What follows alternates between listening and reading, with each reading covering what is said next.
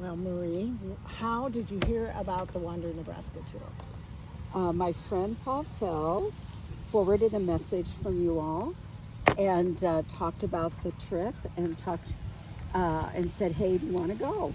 So that's how I found out. Well, so what about bus tours? Have you been on bus tours before? What about bus tours maybe appeals to you as opposed to just going on your own?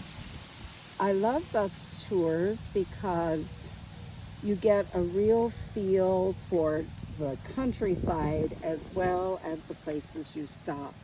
And every place that we've stopped for me has been a place I would never have stopped on a typical car trip. I mean, you're going through.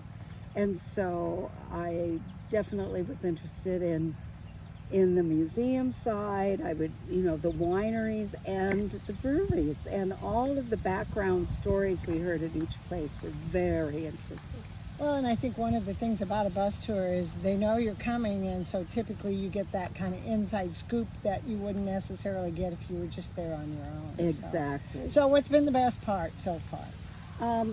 I have loved the guides who love what they're talking about, especially today at the different sites. At the Lincoln County Museum, that man was totally excited about what he shared with us about the canteen and the Asians, the Japanese living there. Love that information. I've heard a little bit about the canteen, but hearing about it up close, and this is exactly where it was, and this is exactly what they did, and I guess that was my favorite. They have those little personal anecdotes that you wouldn't get necessarily, even if you just read about it, but they can add to it. So, well, we're so glad that you came along, and we hope that you do another WanderNebraska tour. Thank you. I'm sure I will try very hard to get it in my schedule and do it, because I've learned a lot. Well, good. Thank you so much. You're welcome.